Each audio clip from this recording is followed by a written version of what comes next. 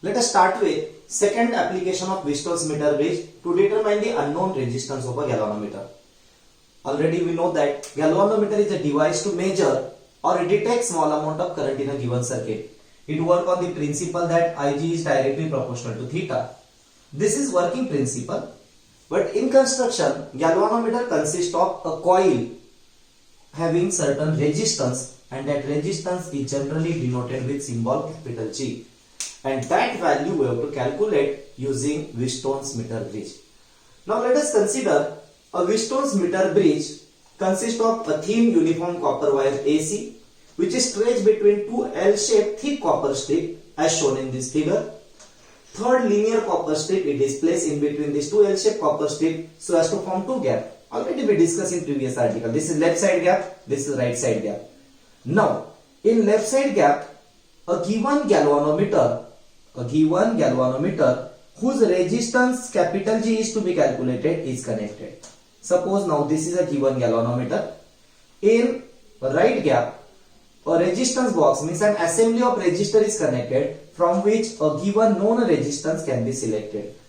Now in order to send current through this circuit, a cell of EMF E, in order to start or stop electric current 1 key, and to control the current drawn from this cell, a rheostat or variable resistance are connected in series with this wire AC as shown in this diagram.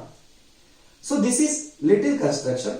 Now one more part of construction is that in this middle circuit, to get the balancing condition like previous article, while calculating unknown resistance, we consider a highly sensitive galvanometer with sliding key.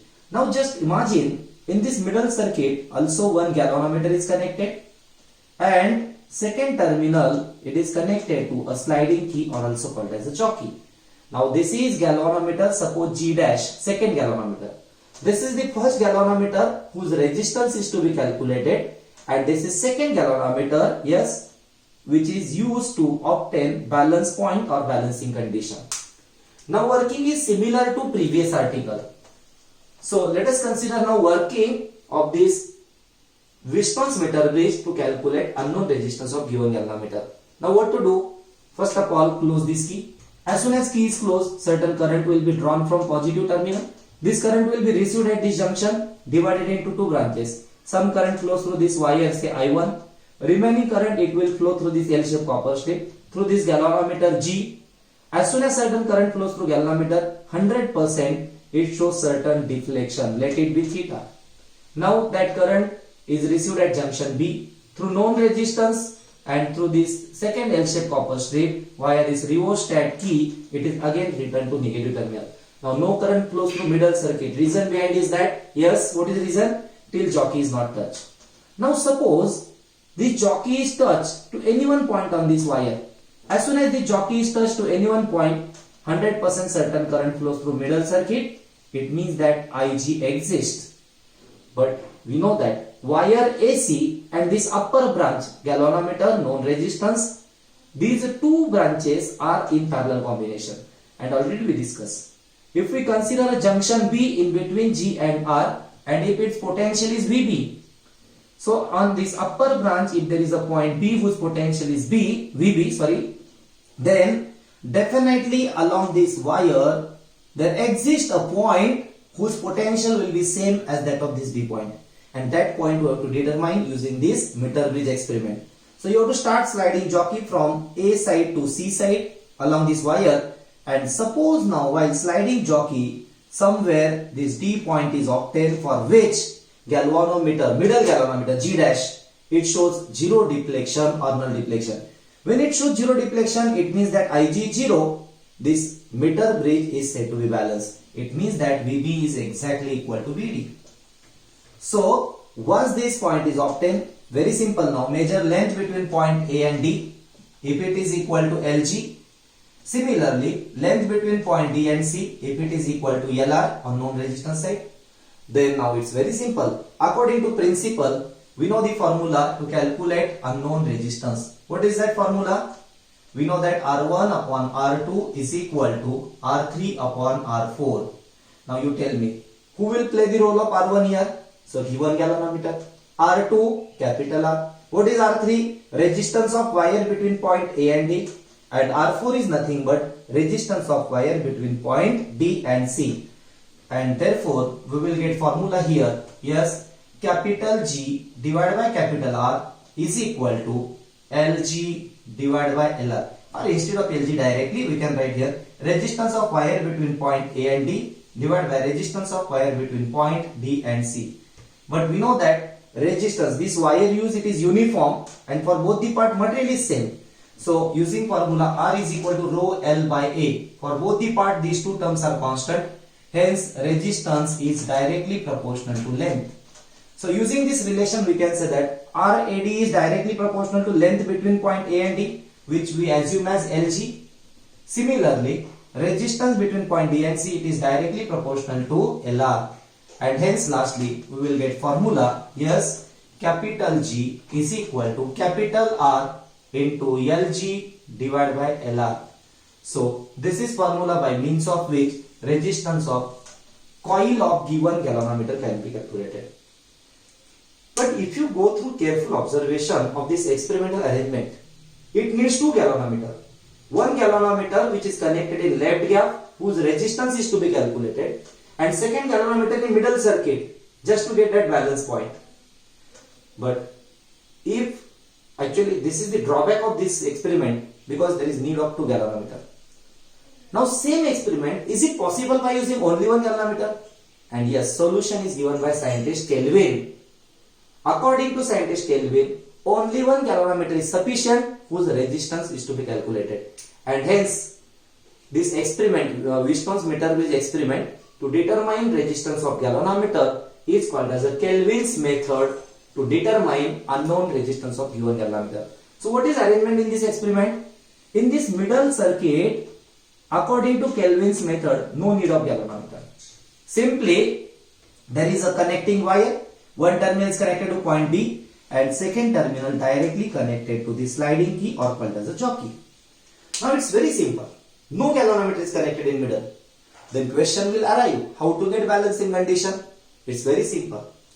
First of all, do not touch this jockey to any one point on this wire. Jockey not to touch on this wire AC. So close this key, current will be drawn. Current divided into branches, I1 flows through this wire. This is wire AC under consideration, through which certain current I1 will flow.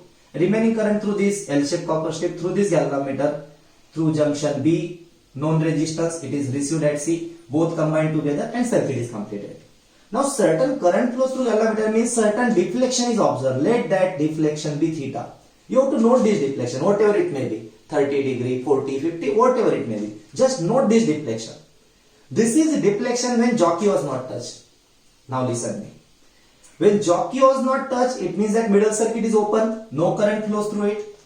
Now, just touch this jockey to any one point on this wire. Suppose this is the point where jockey is touched. As soon as jockey is touched, 100% certain current flows through middle branch. So I is not equal to 0. But we know that this branch and upper branch, they are in parallel. So while sliding the jockey along the length, guaranteed some point, somewhere some point will be observed, say D, for which galvanometer shows 0 deflection or null deflection. Now similar, here no need of galvanometer. Just go on sliding jockey and obtain a point D for which this galvanometer shows same deflection as obtained before when jockey was not touched. And once that point is observed for which this galvanometer shows the same deflection or equal deflection, then you have to stop this experiment. Now measure length between point A and D. Let it be equal to LG. Similarly, length of wire between point D and C, suppose this is equal to LR. Now procedure remains same.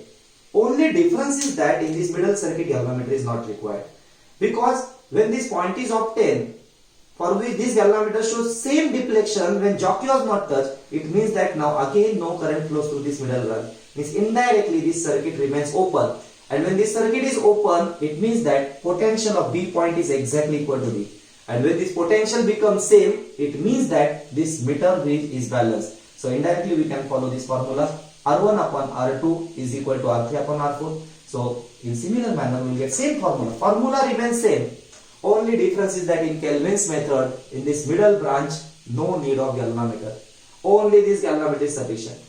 So previous application to determine unknown resistance of given metallic wire, it was called as a null deflection method or zero deflection method, because in that method we were interested to find such a point for which galvanometer in middle circuit shows zero deflection.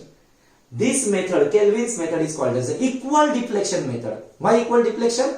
Because we are interested to obtain a point for which this galvanometer connected in left gap shows the same deflection when jockey was not touched, and hence it is called as a equal deflection method to determine unknown resistance of given galvanometer. So this is very important. In your practical examination, there may be experiment to calculate unknown resistance of this given galvanometer. So is it clear to you? So remember this formula, capital G is equal to R in bracket Lg upon Lr. So like previous application, simply you have to measure balancing length only, Lg and Lr. R will be known from this resistance box. So substituting these values, we can determine unknown resistance of given galvanometer. So I think it will be clear to everybody. Now, in both the experiment, Wheatstone's meter wish to determine unknown resistance and Kelvin's method to determine resistance of galvanometer, there are two types of errors, and now these two errors and method to eliminate these two errors we are going to consider in next video. Okay, thank you.